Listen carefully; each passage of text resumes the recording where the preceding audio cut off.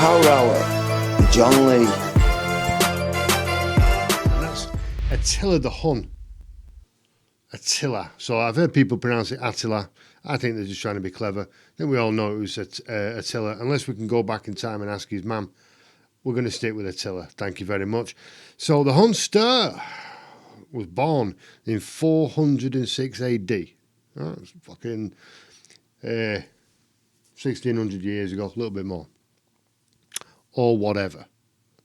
So where does he come from? Well, he's known now, he's referred to by many as Hungarian, because obviously Hungary is, Hungaria is it's the country allegedly founded by the Huns, or at least Hungary refers to the Huns. But actually, Attila came from the Mongolian steppes, much as Genghis Khan did a long time later, but a long time ago for us. And he was born into the dynasty. He was royalty, basically, as much as you could be in a nomadic tribe like that. And he had a brother called Bleeder. Bleeder, we're going to call him Bleeder, which actually suits him. And I'll come back to why. So they grow up and they're like the crown princes of all of their territory and of this royal family, more or less, within the huge tribe, because these guys didn't fuck around with tribes. In the sense we think of now, a tribe of maybe 60 people bouncing around a fire. Now, these were massive. These were whole civilizations on the move. And that's what the Huns were known for, being on the move. And they didn't walk. So Attila grows up in this world of utter violence from the beginning, because what the Huns used to do, which has been verified by archaeological evidence, is they used to take the baby. Now, when you're born as a baby, your skull's kind of soft and it has to knit together. So before that can happen, they wrap it, they strap it, and they send it out like that. So it grows like that. And this used to terrify everyone who encountered them, especially the Romans. So when we look at Romans texts about these people, they always speak of how terrifying their appearance was. And they were incredibly violent, and they basically lived on horses. So there's artwork and there's scripture related to the Huns in which they were depicted as being what they call manitors, where they were a half man, half horse. A lot of these kind of ideas come from there, and they were constantly on the horses. And the other people were shocked when they saw them, because they used to ride and talk on the horses, which we see in cowboy films, but it wasn't too common in those days. But not just that, they had tremendous military capacity. These guys were like F-16 fighters on a ground level. They used to move in tremendous formation, in tremendous speed, and with coordination. And they had these special saddles in which you could really sit, and they had these like short bows and these arrows, and they could kill you from approximately 2,000 meters away, 2 kilometers, mile and a half. They could shoot you basically with a bow and arrow and kill you. I don't know what the precision was like over that distance, but apparently that was the kill distance, maximum kill distance. And so they were tremendously sophisticated in military terms, and organised and violent. And so Attila comes through that with his big fucking head and becomes the main man, him and his brother Bleeder. And as often happens, a rivalry develops between the brothers, and they've both got the factions, they've both got the followers and the leaders, and they are the leaders of their own kind of sections or factions of the Hun movement and tribe. And so push comes to shove, and Bleeder bleeds out, you know what I mean? Attila kills him or has him killed, nobody really knows. I don't think the body was ever found, but he just fucking disappears. And there are accounts of it from the day where everybody was pretty sure that Attila had done it. So I'm thinking that it probably was him. Anyway, he becomes the leader, and he decides that he's going to unify in terms of mission. What are we going to do? What's the crack with all this? Yeah, we're great on horses, you know. We're fucking hard, and we're brilliant with bows and arrows and shit like that. But what are we actually doing? You know what I mean? What's the crack? So Attila says, right, I'll tell you what we're going to do. You're going to follow me for one, and we are going to be gangsters. We don't want territory, particularly. We don't really want money because we don't want to buy too much in terms of material possession. We could like to control territories because we can, you know, feed ourselves from that area. We can use the water, this and that. And of course, we get the women. But we're not really bothered about flags and having that kind of empire in terms of landmass. We just want to go wherever the fuck we want, whenever we want, do what we want, and get away with it. And not by running away, by saying, fuck you. What are you going to do about it? And not only that, but you better get your fucking money out. Do you know what I mean? And they did this to the Roman Empire, right? They were not fucking around. So they used to beast it across Europe. They attacked France. They used to be known as Gaul. And the Gauls were ferocious fucking fighters. They were Celts. brutal fighters. And you got the Germanic tribes and all that. And this is where he became famous for crossing the Danube. Don't cross the Danube. It's a little river, if you don't know, south of Germany. Don't cross that motherfucker. Too close to Italy, too close to the Romans. They don't like that. Attila didn't give two fucks. He's like, fuck the Romans, fuck the Danube. You know what I mean? We're on a mish and we're having it. And that's what they did. And they went everywhere. And they held the whole place hostage. Everyone was terrified of the Huns. It was like a swarm of crazy-ass locusts coming through. Big fuck-off swords like that. Big pointed heads. Just moulded to the horses. Boom, boom, boom, boom. And they'd send the arrows up. And the arrows would just come down out of the sky in one thing. Just like a carpet of arrows. They'd all just turn and let the gravity take hold and go foomf and fall on you. On all of you. On the whole town. Imagine that. These are arrows. Right? Not fucking around. These are steel. These are metal. And just you look up like that. What the fuck? Boom! Through your neck. Do you know what I mean? Last thing you see is everyone you know like that. You know what I mean? Nasty. Or you wake up in the morning and Attila's got his fucking head in your tent. Like that. We're raping everyone. You know what I mean? Nightmare. Fucking hell, let me get up. And then you run out your tent and he's like, ha ha, chopping people's heads off. You're kicking them down the hill. Fucking maniac. And when he finished doing that, he just fucking, you know, rape a Rooney all around town. And then he's off. And he don't care who you are. He's doing it to his own people, doing it to the people he came with on the way back. He might just chop someone's head off as he's going over the horizon. You just see him doing that. Fucking lunatic and a violent bastard. And as he went along doing all this all around Europe, terrorising everybody, he started bullying the Romans. He started bullying the Roman Empire.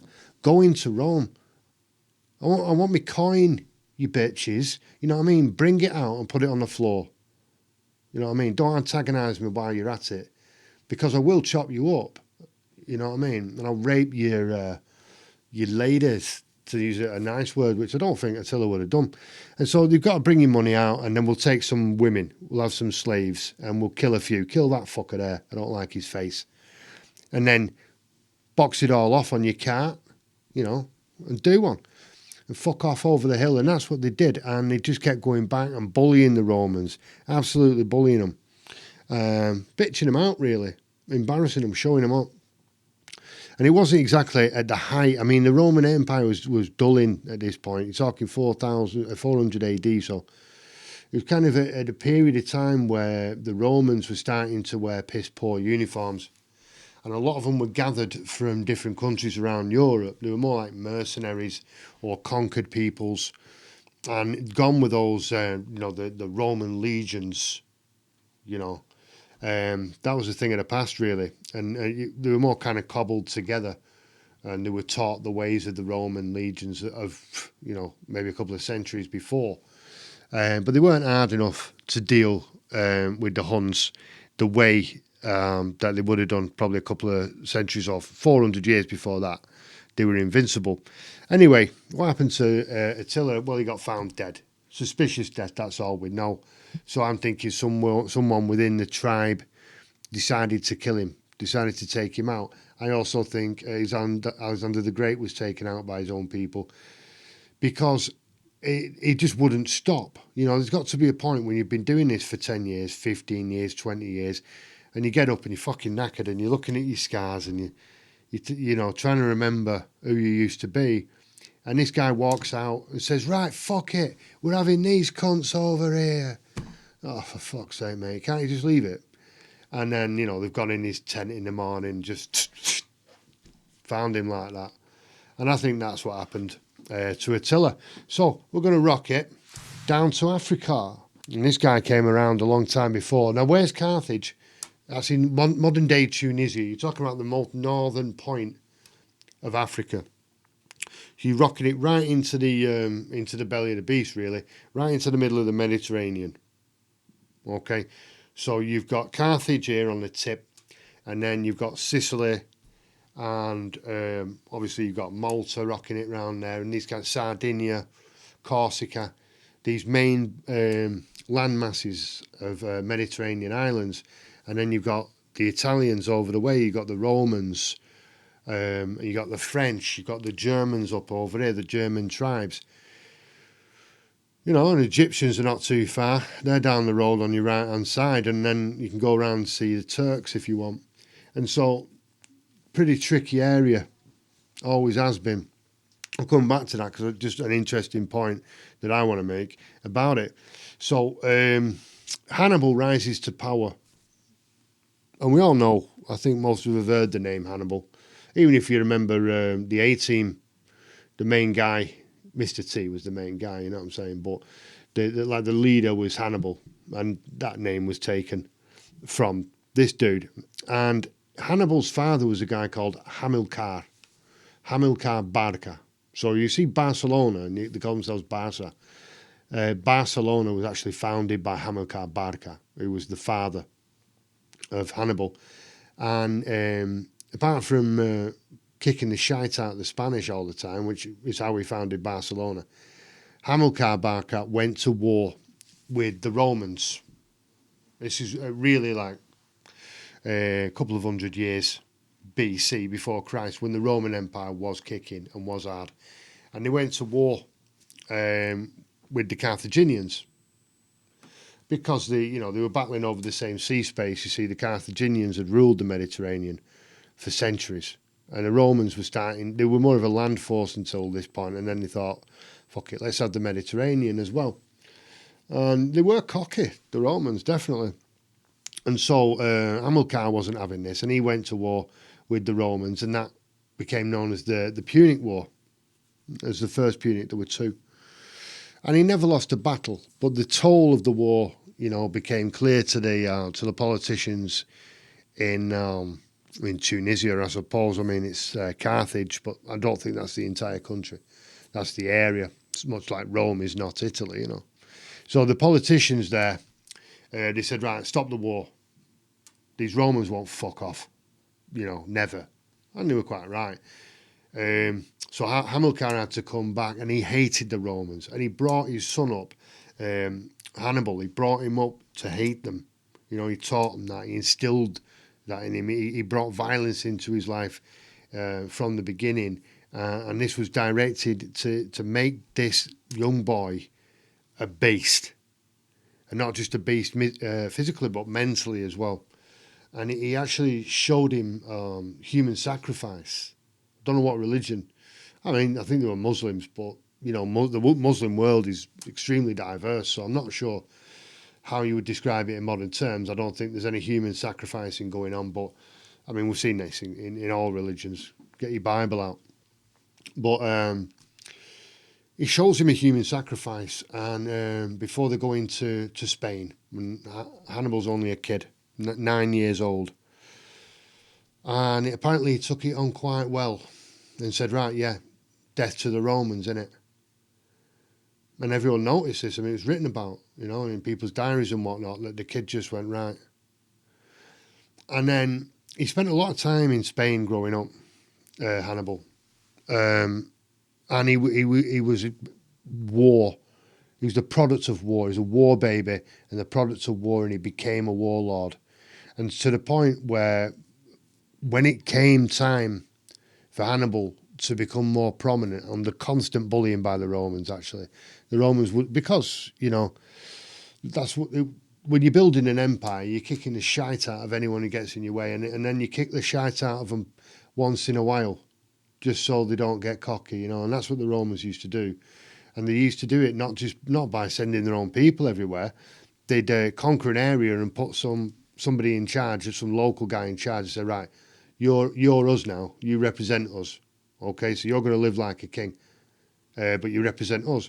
Go and check out one of these African presidents who stand up and tell you how great the United States of America is, because he's been put there. This is not new. So they used to do this, used to put people in charge of regions and say, right, you work for us, which caused more tension. And so when Hannibal came of age, he said, right, I've fucking had it with these Romans and all their grasses and all their bitches covering all this landmass, calling the shots, treacherous fuckers, can't trust them anyway. So I'm having them all, fuck it. So he gets together 80 African war elephants, right? 80 African fucking war elephants. I can tell you now, I've never actually been in the company of one, but these things are big and they're scary. They've got the fucking tusks like that. Them ones. Enormous fucking things. And kill you like, just fuck you and half your town off over the hill. And he had 80 of them, right? Trunking it up at the front. Oh, fuck me. And everyone says, right, yeah, but the Romans, really, they're over there. Do you know what I mean? They're in Italy, we're in Spain, right? You're going to have to go right across the fucking Mediterranean to get there. Or we're going to have to go across to Africa, which is going to be a ball ache, with all these elephants, and then going through the desert and round through Turkey. What the fuck, man? Or we're going to have to go through Sicily, and it's just going to be a ball ache. Anyway we go. So Hannibal says, no, you got to think outside the box here, lads. We're going across the Alps. You fucking what? Oh, yeah. We're going to go up through Spain, right? Up through Barcelona, up through Catalonia and all that. Out of Spain, into the south of France, and we're going to hit them Alps, baby. And we're going to go across them, right, Switzerland style, and down into Italy. Whereupon we're going to kick seven colours of shit out of anybody or anything that looks halfway Roman. You're down, eh? Who's down? Who's down? And I suppose they must have been A, kind of scared of him, B, impressed by these fucking elephants, and his moxie, his balls. You know what I mean? Fuck it, come on. All right, something to be said for that. So they're all set off across the Alps, these dudes, and he lost fucking something like 50,000 people, I think. Died trying to get across the Alps. I mean, that's why I say crazy. I mean, Attila was crazy, obviously fucking chopping everyone up. This guy, he was a crazy, violent bastard as well, but just to fucking say, right, I'm going to take 80 African war elephants across the fucking Alps. Oh my God, so he did. And he got the other side. He still has some elephants left and a shitload of people with him. Decent army. And he rendezvoused in Italy with Gaul, you know, the Celtic tribes, basically, the Gallic tribes of mainly France. And he had a lot of Germanics with him as well. Not sure which ones, whether they were Vandals or they were Lombards, I don't know. But he hooked up with them dudes over there, and he just started fucking running amok in Italy, all over the country. And this culminated in the Battle of Cannae, which was a major battle, which is studied to this day, where the Romans have come in with their legions, and and it's Scipio, the great Scipio, right? And is the leader of the Romans. He's like the Roman general, and he set his army out in a typical way, that you would expect from the Romans. And Hannibal, he set it up differently. He set it up in like an arched kind of bow type shape, leading at the front like this in a kind of semicircle style. And so when they've clashed, Hannibal's just allowed his line to collapse and bring them in like that. So the Romans have got sucked in. You can't see what the fuck's going on. You're just fighting, bah, bah, bah, but you're actually being sucked in. So you're being sucked into the middle, and then Hannibal's boys are moving round the outside and circling you. And suddenly the Romans realised they'd all been filtered into this circle in the middle, and they were surrounded. And they've got spears, long ass spears, people going round them on elephants. Fucking murders, man, murders. They left fucking, I don't know, was it 50,000 people dead? I'm using the number 50,000 a lot. I might be getting confused. Thousands of people though. I'm thinking 50,000 dead. I think it's the largest ever death toll recorded in human history, all in one place. And there was plenty of stories about it, plenty of written evidence to corroborate this. And it was so bad, yeah, that the horror was so fucking bad that Romans were digging holes in the sand and banging their heads in like ostriches and filling the fucking hole back in as a way of killing themselves, and also to get away from the horror of the slash fuck off that they were seeing everywhere. I mean, these guys were going proper sick. And it was a massacre. And so now he's obviously, he's public enemy number one. But Fabius says, look, you can't, he's the dictator. They made him dictator to protect Rome, Roman Empire, Roman Emperor. And he says, look, you can't fight these lads. So what we're going to do is we're going to fucking starve them out. You know what I mean? Don't let them get any food. Don't let them rest. Don't let them settle. And it worked.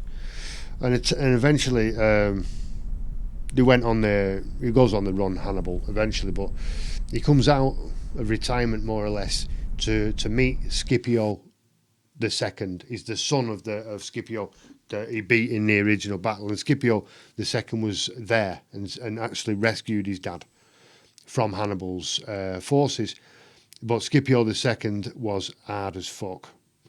And they had like a meeting, and Scipio said, "Nah, fuck you and your peace treaty. You're having it, son. You killed me dad." Well, you tried to. So you're going down. And they had a battle, and Scipio schooled him, because when the elephants came in, the Romans quite simply moved. Elephants are not that bright, and they're not that vicious. They're not going to chase you. They're only running in a straight line. If you spook them, they'll retaliate or try and get you out of the way and kill you. But they're not attack animals, and so the Romans just moved, and the elephants went straight through. Laters, and then just chopped them all up. I'm sure it wasn't easy, but that's what they did. And so he's lost now. He didn't get killed, and he becomes a bit of a political figure for a while. But then rumours abound that he's coming back. He's making a comeback. So the Romans send a fighting force to go and hunt him down and kill him, and he thinks bollocks to this, and he poisons himself before he can get savaged by the Romans. So Hannibal was a fucking lunatic, crazy ass violent bastard who put on a show of violence so bad seasoned Roman soldiers buried their heads in the fucking sand so they wouldn't have to look at it, and as a way to die, after he brought 80 fucking war elephants over the Alps.